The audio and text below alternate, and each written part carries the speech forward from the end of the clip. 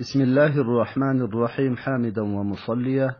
یو محترم ورور دا پوښتنه کوي، وایي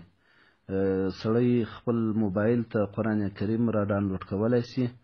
او بیا په هغه موبایل کې وظیفه او تلاوت د قرآن کریم کولی شي که نه شي کولی؟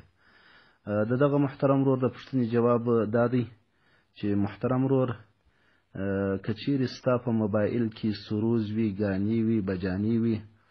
او همدارنګه تصویرونه وي، یا د حیواناتو یا د انسانانو یا د زنانو، یا په هغه کې فلمونه وي، نو بیا دغسې موبایل ته قرآن کریم را ډاونلوډول هغه بې ادبي ده د قرآن په شان کې او نه ده مناسب. ځکه دا داسې دی لکه په یوه تاخچه کې او په یوه ځای کې د قرآن کریم ایښول او د سروز او د تصویرونو استعمالول په یوه ځای کې، نو بیا په دې خاطر باندې دا نه ده مناسب او بې ادبي ده د قرآن سره. او که چیرې داسې وي چې موبایل صفا وي، په موبایل کې تصویران نه وي، سروز و ګانې و بجانې او دا شیان نه وي، نو بیا کولی شي چې سړی قرآن کریم را ډاونلوډ کړي په خپل موبایل کې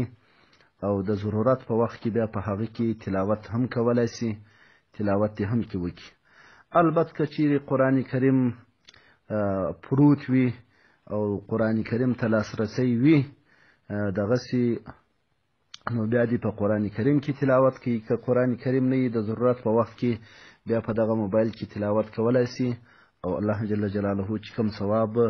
د قرآن پر تلاوت ورکوي، پر هغه باندې به چې دی په موبایل کې تلاوت کوي هغه ثواب الله ورله ورکړي. خو البته په دې شرط باندې چې موبایل به د عکسو، د سروزو، د تصویرانو، د ښځو د عکسو، د نارینه‌و، د حیوانات د عکسو څخه پاک وي. والسلام علیکم ورحمة الله.